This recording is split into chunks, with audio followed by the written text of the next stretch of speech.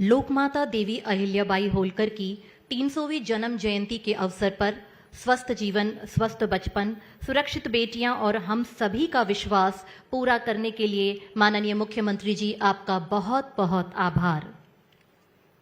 अच्छा स्वास्थ्य सबसे बड़ा वरदान है और इसी वरदान को पूरे देश में फलीभूत कर रहे हैं। अपने कार्यों और नाम से स्वस्थ जीवन का प्रकाश फैला रहे हैं। हम सभी के बीच आज मौजूद है नए राजस्थान के विकसित धरा पर केंद्रीय स्वास्थ्य एवं परिवार कल्याण मंत्री माननीय श्री जगत प्रकाश नड्डा जी। आपसे हमारा सादर आग्रह, अपनी ओजस्वी वाणी से हमें लाभान्वित करें।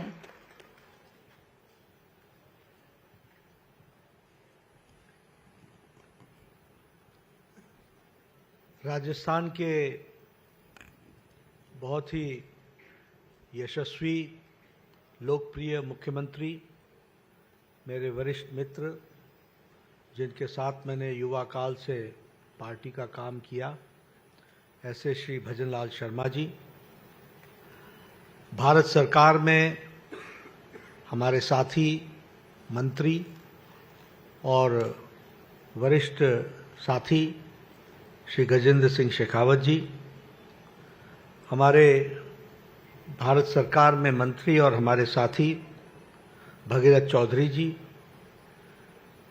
उप मुख्यमंत्री बहन दिया कुमारी जी, हमारे उप मुख्यमंत्री प्रेमचंद बैरवा जी, हमारे स्वास्थ्य मंत्री गजेंद्र सिंह खिमसर जी, हमारे पार्टी के प्रदेश के जुझारू और कर्मशील अध्यक्ष और राज्यसभा में मेरे साथी मदन राठौर जी, शिक्षा मंत्री मदन दिलावर जी, हमारे मुख्य सचिव सुधांश पंत जी, सभी सांसदगण, विधायकगण,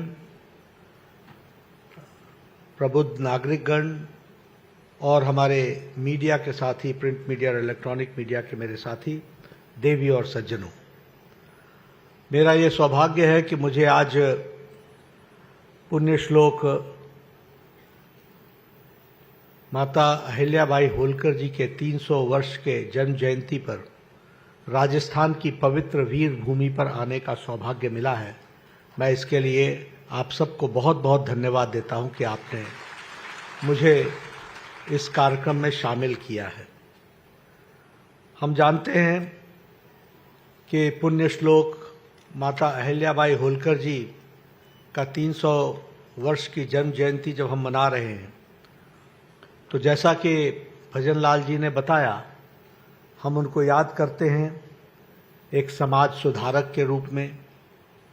हम उनको याद करते हैं जिन्होंने भारत की परंपरा, भारत की संस्कृति, भारत की विरासत, उसको संजोने का काम किया, उसको पुनर्जागृत करने का काम किया।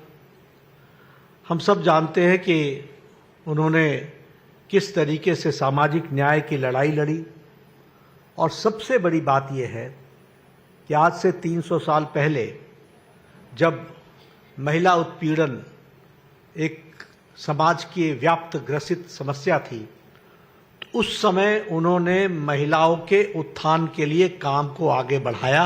यह जीवन का उनका सबसे बड़ा लक्ष्य बना। इसको भी हमको ध्यान में रखना चाहिए। इसलिए विमेन एम्पावरमेंट, महिलाओं को शिक्षा के साथ जोड़ना, प्रोग्रेसिव विचारधारा के साथ स्कूलों का निर्माण करना और उसी के साथ साथ महिलाओं के एम्पावरमेंट के लिए हर तरीके का काम करना, ये हम सब लोगों ने देखा है। आज अगर हम देखें तो आप कल्पना कर सकते हैं कि 300 साल पहले जिस तरीके से समाज की अवस्था थी, जिसमें आंतरिक कलह भी थी, बाहर का अटैक भी था, आक्रमण भी था, और आर्थिक दृष्टि से हम टूटे हुए थे। ऐसी अवस्था में जब अहिल्याबाई होलकर जी ने राजपाट संभाला, तो उन्होंने तीनों ही फ्रंट पर काम किया। आंतरिक कलह को समाप्त किया, किसानों को सुदृढ़ बनाया, व्यापार को आगे बढ़ाया और बाहरी खतरों से प्रदेश को, देश को बचाने का काम किया, राज्य को बचाने का काम किया, यह हम सब ने देखा। और साथ में विरासत को भी मजबूतीकरण किया, यह हमने देखा है। और इसलिए आज के दिन हम जब उनको याद करते हैं तो ये सारी बातें हम सबको कितनी आज भी रेलेवेंट दिखती हैं, कितनी आज भी प्रासंगिक दिखती है।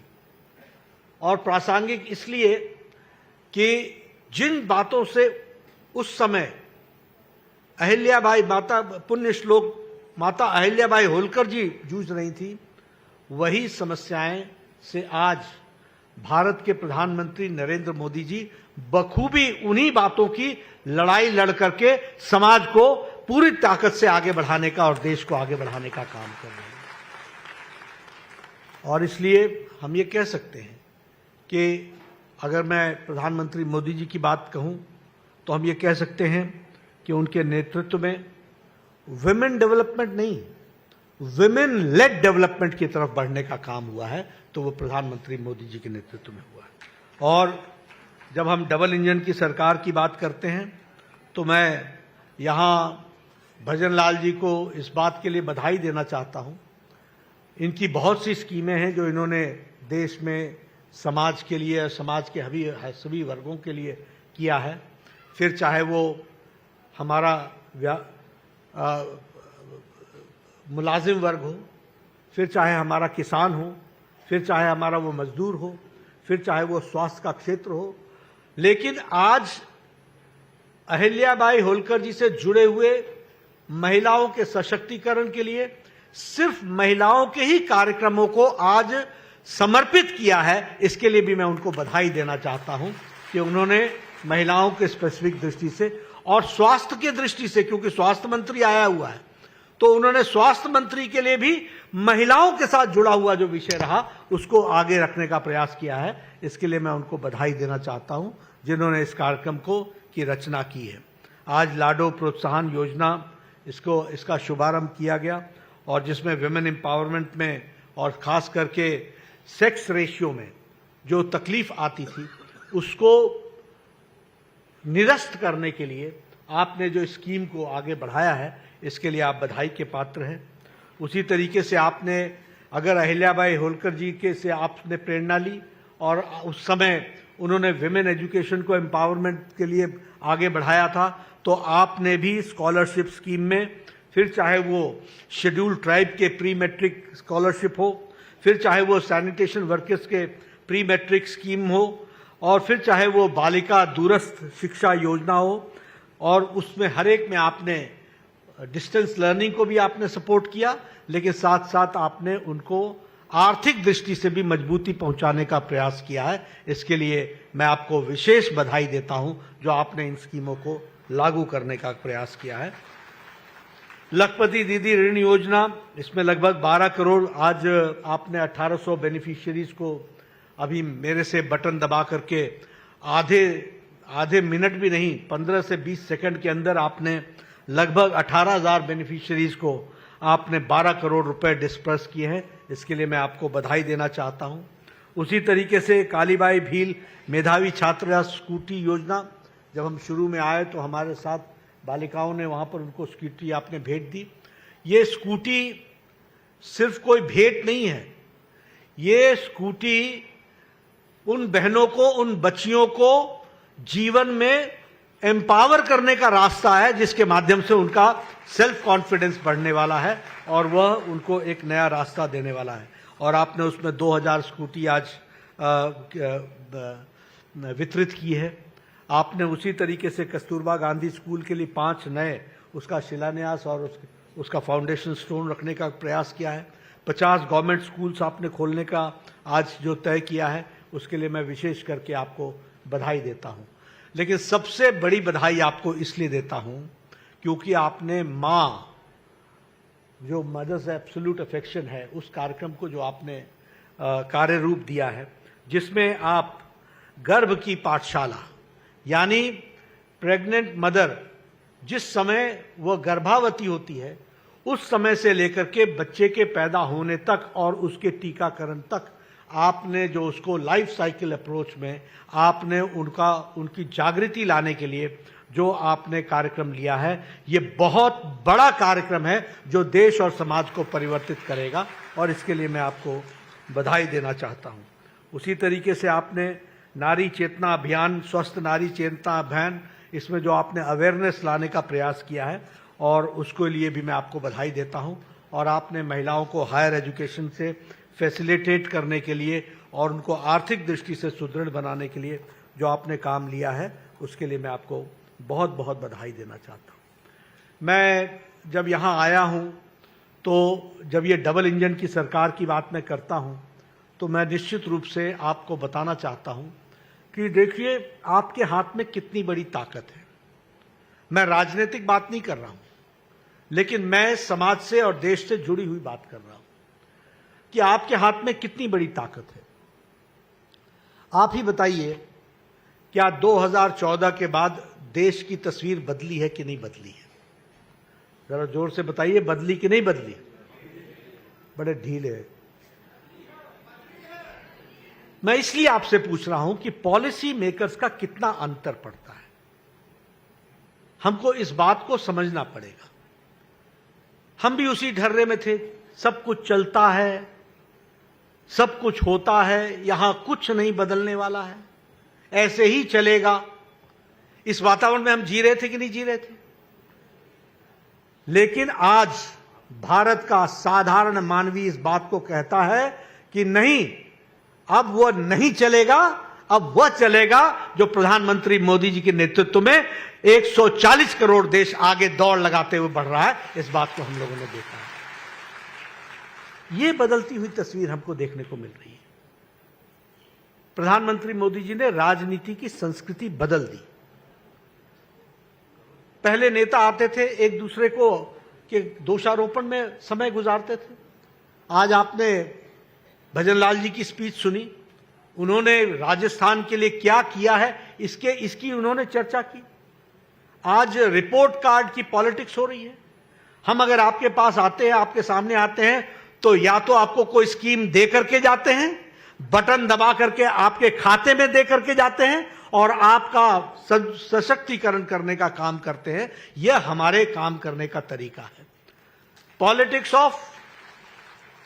Of accountability, politics of performance, politics of development, politics of responsible government, responsive government, ये हमारे काम करने का तरीका है। और यह मोदी जी ने इस संस्कृति को पैदा किया है और रिपोर्ट कार्ड की संस्कृति जोड़ी है कि जिस जनता ने चुना है उस जनता को अपना रिपोर्ट कार्ड दिखाओ कि क्या तुमने काम किया, उसको आगे जाकर के बताने का काम किया। और इसीलिए नीति निर्धारकों का बहुत बड़ा फर्क असर पड़ता है, यह हमको समझ लेना चाहिए। मैं बहुत सी बातें कर सकता हूं, लेकिन आज सिर्फ आपसे अगर मैं स्वास्थ्य की बात करूं, तो हमारी स्वास्थ्य की नीति थी 1997 में। वो स्वास्थ्य की नीति थी कि बीमार पड़ो और इसका इलाज करो, यानी क्यूरेटिव पार्ट। लेकिन 2017 में जो हम शिक्षा स्वास्थ्य नीति लेकर के आए, हमारे यहां मुख्य सचिव जी बैठे हैं, वो मेरे स्वास्थ्य के सचिव भी रहे हैं। 2017 में जो हम पॉलिसी लेकर के आए, वो होलिस्टिक पॉलिसी थी। होलिस्टिक मतलब इंक्लूसिव पॉलिसी थी, प्रिवेंटिव। भाई बीमार पड़े क्यों, बीमारी से रोको। हेल्थ साधारण क्यों रहे, अच्छी हेल्थ रहे, प्रमोशन करो।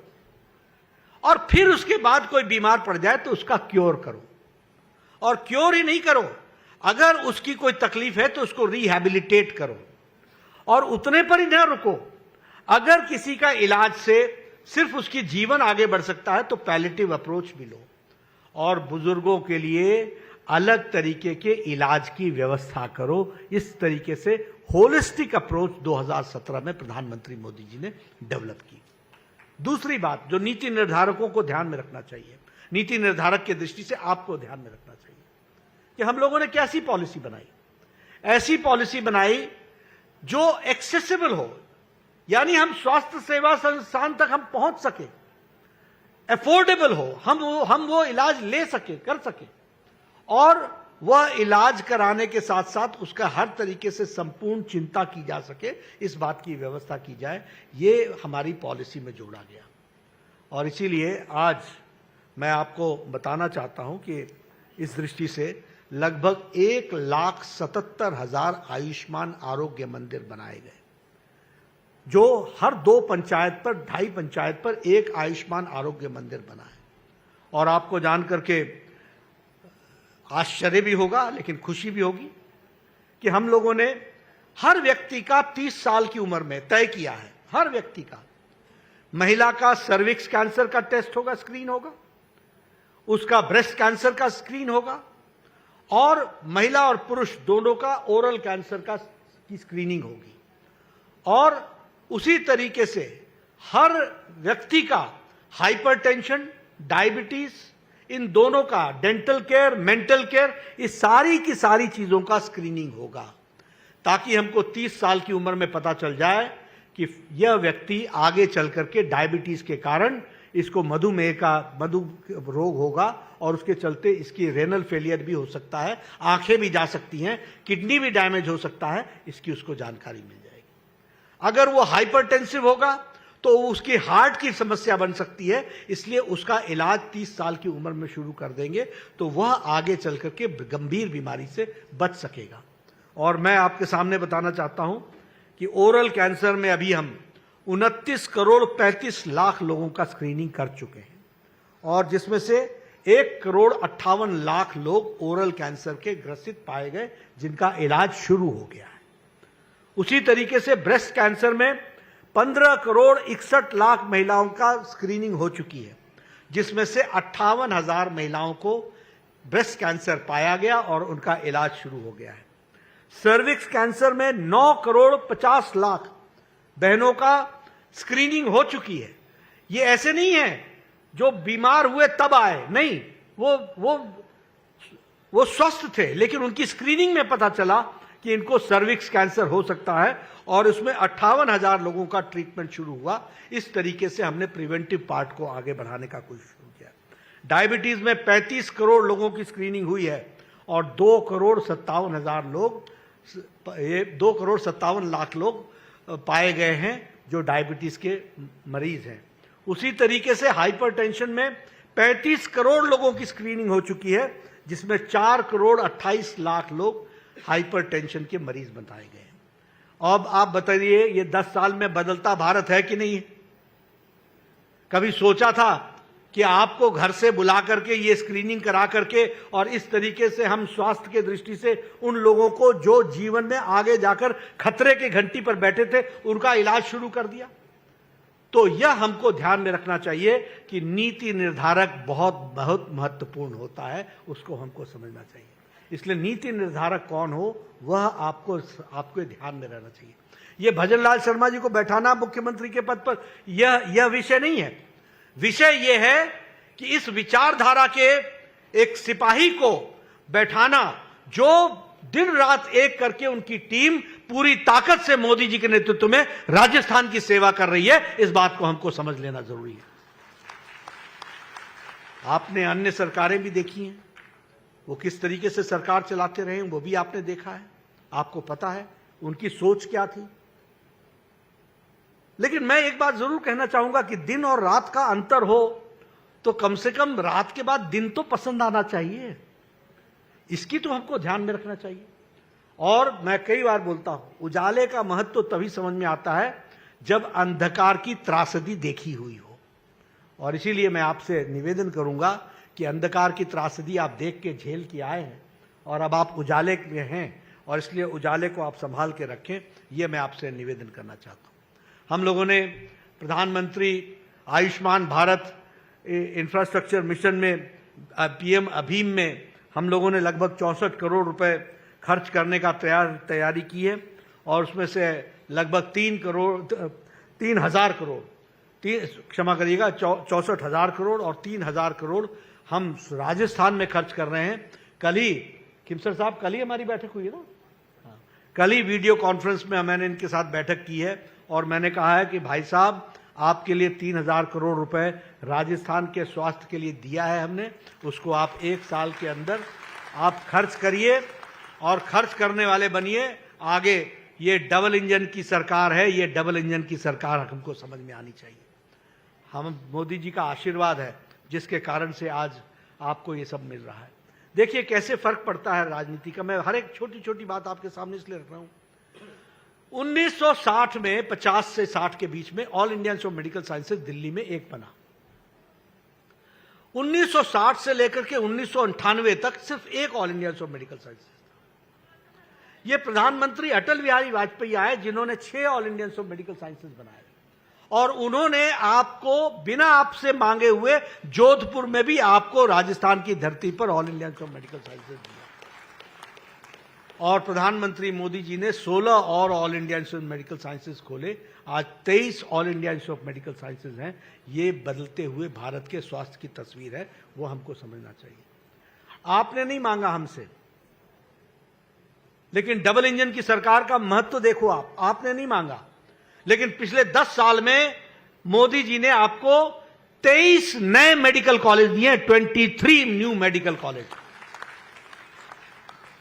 आपकी पीजी की सीट देश भर में जो 51,000 थी वो बढ़ करके 1,18,000 हो गई है। पोस्ट ग्रेजुएट की सीट जो 31,000 थी वो 74,000 हो गई है। और फिर भी हम चैन से बैठ नहीं रहे हैं। हमने 5 साल के अंदर 75,000 नए पीजी सीट्स देनी है, नए यूजी और पीजी सीट्स देनी है, यानी हम मेडिकल कॉलेज को बनाने वाले हैं। आपने कभी सोचा था कि बाड़मेर में मेडिकल कॉलेज खुलेगा? कभी किसी नेता ने हिम्मत की थी मांग करने की? आपने कभी सोचा था कि भरतपुर में मेडिकल कॉलेज खुलेगा?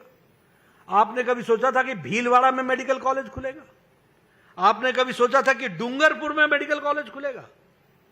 कभी किसी ने सोचा था कि सीकर में मेडिकल कॉलेज खुलेगा? वो हमारे एमपी साहब थे, वो आए थे, सुमेधानंद जी। उन्होंने कहा एक बिल्डिंग हमारे पास है, आप अगर मेडिकल कॉलेज खोल देंगे। मैंने कहा ये मोदी जी की सरकार है, एप्लीकेशन लेकर के आओ। और आपको पता होगा 15 दिन के अंदर हमने नया मेडिकल कॉलेज सीकर को दिया था। ये भी हमने कभी सोचा था कि बांसवाड़ा में मेडिकल कॉलेज खुलेगा, अलवर में मेडिकल कॉलेज खुलेगा, चित्तौड़गढ़ में मेडिकल कॉलेज खुलेगा, जैसलमेर में मेडिकल कॉलेज खुलेगा? आप बताइए, करौली में मेडिकल कॉलेज खुलेगा, श्री गंगानगर में मेडिकल कॉलेज खुलेगा, सिरोही में मेडिकल कॉलेज खुलेगा, बूंदी में मेडिकल कॉलेज खुलेगा, टोंक में, हनुमानगढ़ में। यहां कभी सोचा था कि मेडिकल कॉलेज खुलेगा? डिग्री कॉलेज खोलते खोलते तो उनकी सरकारों की सांस फूल जाती थी डिग्री कॉलेज खोलने में, और हमने मेडिकल कॉलेज की झड़ी लगा दी। 23 मेडिकल कॉलेज खोल करके दिए हैं। ये आपको ध्यान में रहना चाहिए। इसलिए आपको हमने एग्जिस्टिंग मेडिकल कॉलेज में 4 सुपर स्पेशलिटी ब्लॉक्स दिए, 200 करोड़ रुपए के, बीकानेर में, उदयपुर में, कोटा में, जयपुर में, और 200 करोड़ रुपए खर्च किए। और इतना ही नहीं, जो चल रहे मेडिकल कॉलेज हैं उसमें हमने अंडर ग्रेजुएट की 750 सीटें दी हैं और पोस्ट ग्रेजुएट में 1,467 सीटें दी हैं। तो इस तरीके से हम लोगों ने कोशिश की है कि मेडिकल के एजुकेशन की दृष्टि से हमने एक प्रयास किया है। मैं यहां आपके साथ एक बात और कह देना चाहता हूं। प्रधानमंत्री मोदी जी लगातार तीसरी बार प्रधानमंत्री बने हैं। जब पहली बार बने थे तो उस समय मैं वर्ल्ड हेल्थ असेंबली के चेयरपर्सन भारत को मिला था, तो वो चेयर करने का मौका हमको मिला था। उस समय हम कहते थे यूनिवर्सल हेल्थ केयर, यानी हम हेल्थ की एश्योरेंस करेंगे, हम सबको एश्योर करेंगे हेल्थ देने का। और उस समय हमको लगता था पता नहीं हम कर पाएंगे कि नहीं कर पाएंगे। लेकिन आपको जानकर खुशी होगी कि मोदी जी के नेतृत्व में दुनिया का सबसे बड़ा health assurance scheme Ayushman Bharat 63 crore लोगों को, भारत की 40% आबादी को हर साल 5 लाख रुपए का गंभीर बीमारी से लड़ने के लिए हेल्थ कवर दिया जा रहा है आयुष्मान भारत के तहत।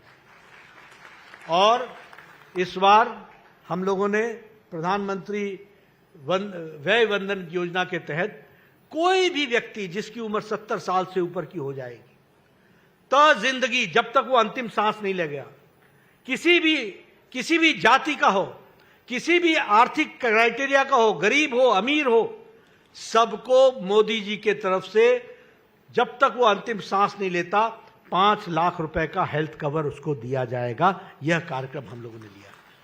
यहां तो इंश्योरेंस कंपनी भी 60 साल के बाद इंश्योरेंस देना बंद कर देती है। और प्रधानमंत्री मोदी जी ने 70 साल से ऊपर के लोगों के लिए 5 लाख रुपए का हेल्थ कवर दिया है। इसलिए मित्रों, स्वास्थ्य के दृष्टि से, ये विमेन एम्पावरमेंट की दृष्टि से, हर चीज की, हर स्कीम को उठा करके आप देखेंगे उसमें महिलाओं ना 50% से ज्यादा हिस्सेदारी हुई है। और अब तो हमें खुशी है आपके साथ ये शेयर करते हुए, जब मैं अहिल्याबाई होलकर जी की जन्म शती 300 साल की जन्म शताब्दी हम मना रहे हैं, तो हमें खुशी है ये बोलते हुए कि अगली पार्लियामेंट जो 2029 में बनेगी उसमें 33% महिलाएं एमपी होंगी। इस तरीके का काम होने वाला है, इसको भी हमको समझना चाहिए। इसलिए आपका ज़्यादा समय न लेता हुआ मैं आपको फिर से बहुत बहुत शुभकामनाएं देता हूं। मुझे मालूम है कि महिलाओं को काफ़ी देर से आप आई हुई हैं और आज आपको आपके खातों में भजन लाल जी ने बड़े बटन दबा करके एक सेवा करने का काम किया है। आपका सशक्तिकरण होगा, इसके लिए आपको विशेष करके मैं बधाई देना चाहता हूं। और अहिल्या भाई होलकर जी से प्रेरणा लेकर के जिस तरीके से समाज में हम महिलाओं का सशक्तिकरण करने का प्रयास कर रहे हैं, उसकी छोटी सी तस्वीर हमने और भजन लाल जी ने आपके सामने रखने का प्रयास किया है। आपने बहुत शांति से हमारी बात सुनी, आपका बहुत बहुत धन्यवाद। जय भारत, जय राजस्थान।